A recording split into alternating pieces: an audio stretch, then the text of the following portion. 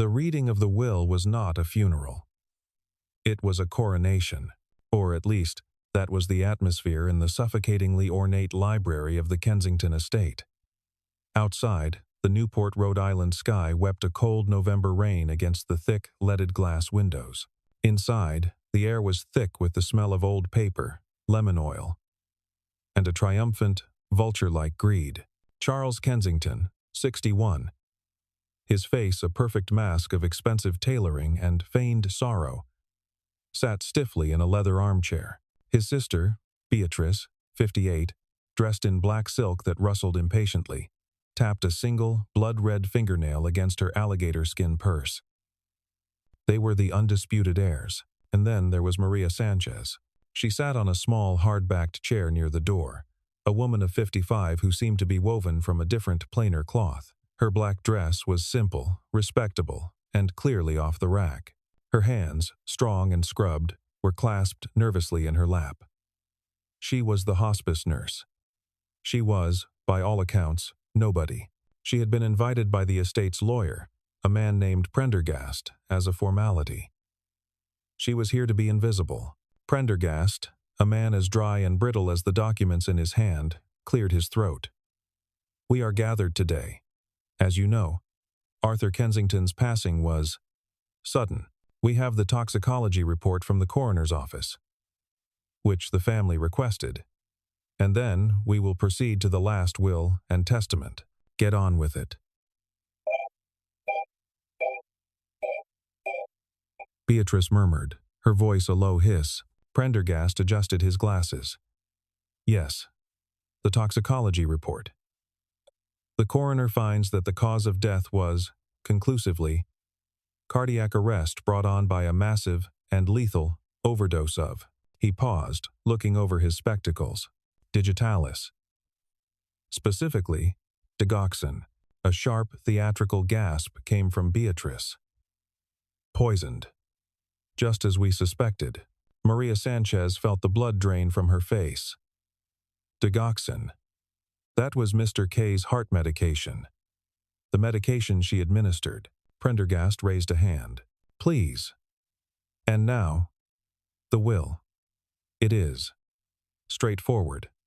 After several small bequests to the staff, we come to the principal heir. He took a sip of water, his eyes flicking to Charles and Beatrice.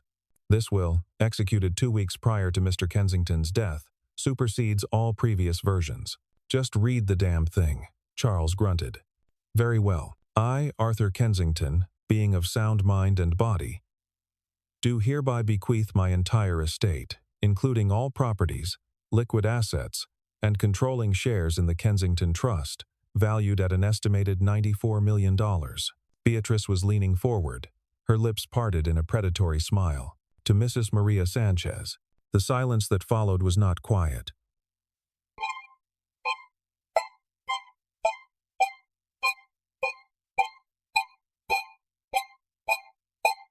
Maria's head snapped up. What? No, that is a mistake. Charles Kensington's face, once a placid mask, turned a deep, terrifying shade of crimson. Beatrice, however, was the first to find her voice. It was not a yell. It was a low, reptilian hiss. What did you say? I bequeath my entire estate. To Mrs. Maria Sanchez, Prendergast repeated, his voice wavering, with the sole stipulation that she uses these funds to move mountains for her son, as she has moved them for me. Maria stood up, her chair scraping on the hardwood. No, please, there is an error. Mr. K, he wouldn't. I don't want it. Beatrice slowly rose from her chair. The mask of grief was gone, replaced by a face of pure, distilled venom. You, she whispered, pointing that single red nail at Maria. You. Bitch. Beatrice, the language. Prendergast began. Shut up, Charles roared, finally finding his voice. He too was on his feet. She's a nurse, a gold digger, a thief. $94 million, Beatrice said, her voice shaking with a rage that was almost biblical. "And a toxicology report full of digoxin. Oh my God. It's so clear. It's so perfectly clear." She took a step toward Maria, her eyes wide and terrible. "You didn't just care for him, did you?" she screamed, the sound tearing through the library. "You murdered him. You common, filthy, little murderer." Maria shrank back, her hands raised. "No, I swear, I would never." "Police," Charles bellowed, pulling out his phone. "I'm calling the police right now. She did it. She killed him. We have a witness." He jabbed a finger at the terrified, shrinking lawyer. "He has the will. We have the motive. We have the coroner's report. It's over. You are going to prison for the rest of your life." As Maria Sanchez stood there, frozen in a kaleidoscope of rain-streaked windows and accusing, hate-filled faces, she didn't feel like an heiress. She felt like a trapped animal. The steel jaws of a trap she had never even seen closing around her ankle. The world of Maria Sanchez was not $94 million mansions. It was a small, two-bedroom apartment above a dry cleaner in a working-class neighborhood. An apartment that smelled of steam-pressed shirts and, faintly, of antiseptic. Her world, for the past 2 years, had shrunk to the 4 walls of her son's bedroom. Miguel, her son, her life, was 25 years old. He had his father's laughing eyes, but they didn't laugh much anymore. A sheet of scaffolding, a gust of wind, a bad harness. That's all it took. A 5-story fall had shattered his T10 vertebra, and with it, their world. He was a paraplegic. "Mommy, turn it off," he'd murmur, his voice flat as another commercial for some miracle cure played on the afternoon television. Maria would smile, her heart breaking, and wipe down the catheter equipment. "I know, mijo. I know." She was a good nurse. She was an excellent nurse. But the one patient she couldn't heal lived in her home. She worked double shifts, taking on private hospice cases. The hardest ones. The ones no one else wanted. She was saving for a rumor, a whisper, a long-shot clinic in the Swiss Alps that was experimenting with nerve regeneration therapies. It cost a fortune. It was their last hope. And she was, to the penny, $500,000 short. She was drowning in medical debt. A quiet, polite, daily desperation. Then, the agency had assigned her to Arthur Kensington. The Kensington mansion was a tomb. A cold, dusty mausoleum where a living man was waiting to die. And his children were waiting for him to do it. "Don't touch that." Arthur had barked on her first day, a frail, 85-year-old tyrant buried in a mountain of blankets. "And don't try to be cheerful. I detest cheerfulness." "I am not here to be cheerful, Mr. Kensington," Maria said, her voice calm and firm as she checked his blood pressure. "I am here to ensure you are comfortable and that your medication is administered correctly. Now, arm. Please," he had grunted, surprised by her lack of fear. Their relationship was forged in the quiet hours. It turned out, Arthur Kensington didn't detest cheerfulness. He detested phoniness. He was a man who had built an empire. And now, all he had were his 2 children, Charles and Beatrice, who visited once a month, not to see him, but to appraise the furniture. "They're not bad people." He'd confided in her one night over a game of chess, a game she was handily winning. "They're just empty, hollowed out by the money. I built them a beautiful gilded cage, and they pecked their own hearts out trying to get in." He saw the picture of Miguel on the lock screen of her phone. He asked. She told him, not as a plea, but as a simple statement of fact. She told him about the clinic in Switzerland. $500,000, he'd mused, moving his knight. A king's ransom for a mother's hope. "You are a good woman, Maria. You are. You are the only one in this whole damn house who is made of substance." She had simply nodded, packed away the chess set, and given him his nightly pills. The digoxin, a tiny white tablet, the beta blocker, the sleeping aid. She logged them, meticulously, in the nurse's chart. She didn't know that, in his study, he was already on the phone with his lawyer, Mr. Prendergast, giving him his last, and most important, instruction. He died 2 weeks later. In his sleep, Maria had been the one to find him. His face, in death, was peaceful. She had cried, not for an employer, but for a friend. And now, she was in a police interrogation room, the bright, buzzing fluorescent light above reflecting on the stainless steel table. The charge was murder in the first degree. Ben Carter, 60 years old, was officially retired. He spent his days in a drafty house on the coast, supposedly writing a book about maritime law, but mostly just watching the tide erase the beach, over and over. He was grieving. His wife, Helen, had passed away 3 years prior. A long, drawn-out battle with cancer that had hollowed him out just as it had consumed her. Ben had been a shark. A top-tier corporate lawyer who eviscerated witnesses and lived for the kill. But in the end, he couldn't negotiate with a tumor. He couldn't file a motion against cell division. He had been rendered utterly, agonizingly, powerless. The last 8 weeks of Helen's life had been at home, in hospice care.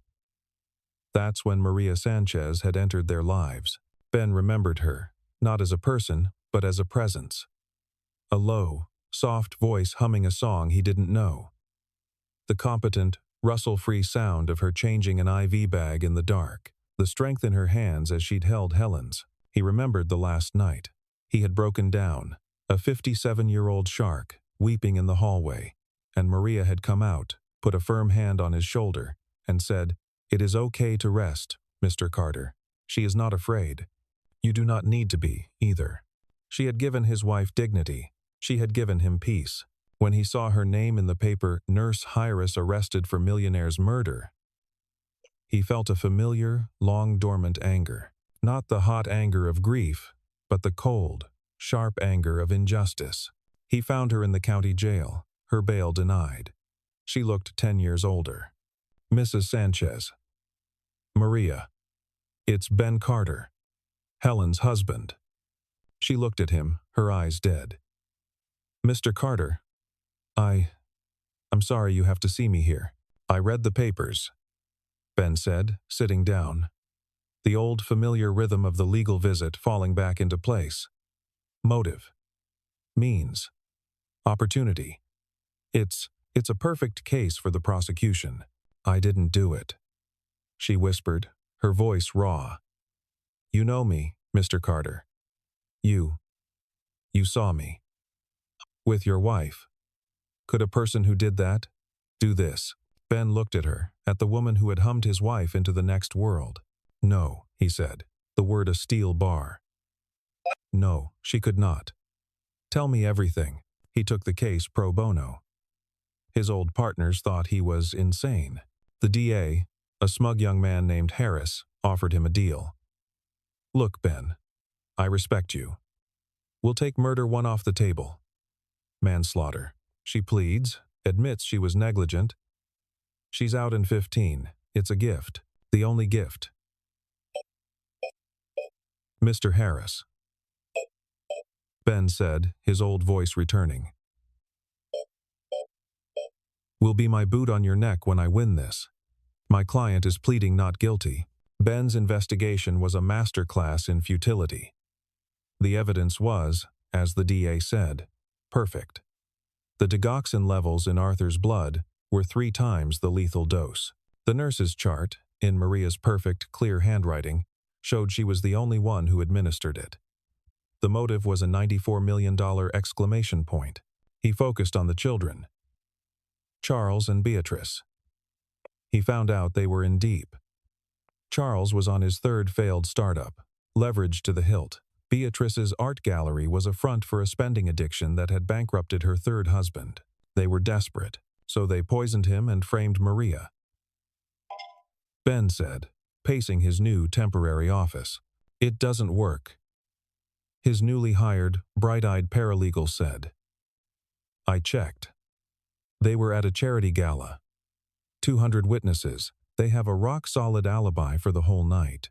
The coroner places the time of death squarely in the window when Maria was on duty, alone, with him. Ben was stuck. The science was against him. The timeline was against him.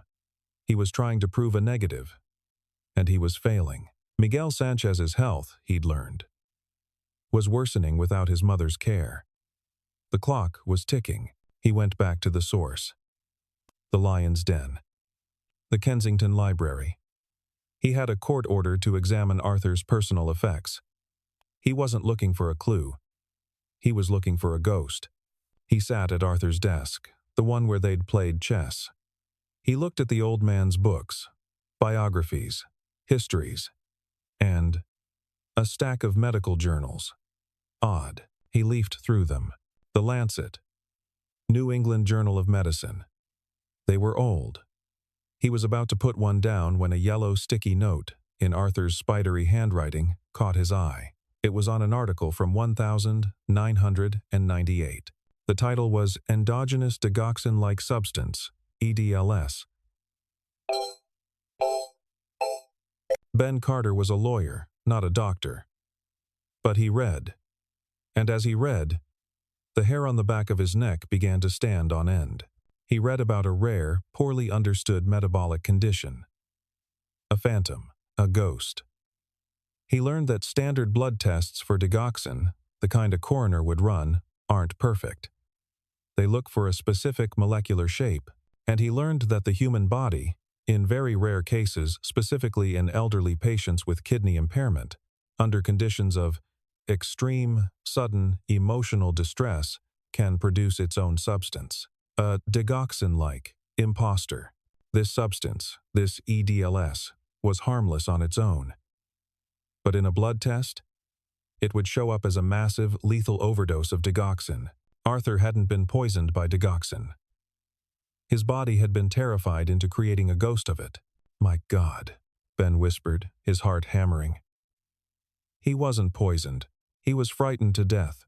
But by what? The gala. Charles and Beatrice had an alibi.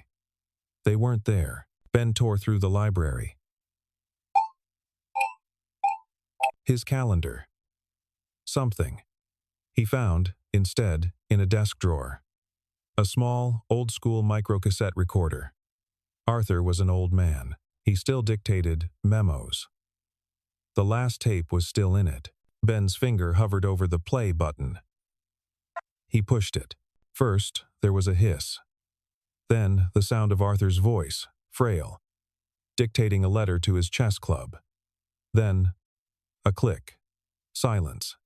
Then, another click. The sound of a door opening. And then, voices. "Father, you're awake." It was Charles. Cold, close. "How did you get in?" Arthur's voice, weak but sharp. "The gala is a bore," came Beatrice's reply. "We decided to come talk to you, since you refused to take our calls. We know what you did, you senile old fool. Get out. Maria. Call." "Maria isn't here, Father." Charles sneered. The tape recorded a rustle. "She left an hour ago. We've been waiting. We know you changed the will. We know you gave it to her. The help. It's my money." Arthur's voice was gasping. "It's our money." Beatrice shrieked, the sound sharp and terrible. "It's our birthright. And you're not going to give it to some taco eater. Get out. You will sign this paper," Charles said, his voice flat. "Declaring you incompetent. Or we will. We will drag her. We will drag you. We will tell the world you are senile. That this nurse, is abusing you. We will have her deported. We will ruin her. We will ruin her son. We will put you in a state hospital, and you will die there. Alone, smelling of urine. Do you understand me? You will sign." "My heart." Arthur's voice was a wet, gurgling gasp. "Please. Sign." There was a heavy thud. A crash of a water glass. A long, terrible silence. Then, Beatrice's voice, suddenly small and very, very cold. Charles. Oh God, Charles. I think he's... Call Prendergast. And call the coroner. And make sure they run a full tox screen. That nurse. She'll pay for this. Ben Carter stood in the silent library, the cassette recorder humming in his hand. He was no longer a grieving widower. He was no longer a retired lawyer. He was a shark. And he had just found blood in the water. The trial was a slaughter. The DA, Mr. Harris, presented his perfect, scientific case. He had the toxicologist on the stand, a man who spoke in absolutes. The levels of digoxin found in Mr. Kensington's blood were not just lethal. They were astronomical. 3 times the fatal dose. In my 30 years, I have never seen such a clear-cut case of poisoning. When he cross-examined Maria, he was brutal. Mrs. Sanchez, you needed $500,000, didn't you? For your son. Yes, but... And 2 weeks after Mr. Kensington, a man you were caring for, changed his will to give you $94 million. He dies from a poison you gave him every single night. Is that correct? I gave him his medicine. You gave him his poison. No further questions. Maria left the stand in tears. The jury looking at her with cold, hard eyes. Then Ben Carter rose. The defense calls Dr. Elias Thorne, retired chief of cardiology, Johns Hopkins. Dr. Thorne was an old, brilliant man. He explained EDLS. He explained the ghost in the assay. The DA objected. Objection! This is fantasy, junk science. Is the defense really arguing the victim was scared to death? Scared to death is a layman's term, Mr. Harris. Ben said, his voice a low, dangerous rumble. I prefer subjected to extreme terror-inducing emotional distress.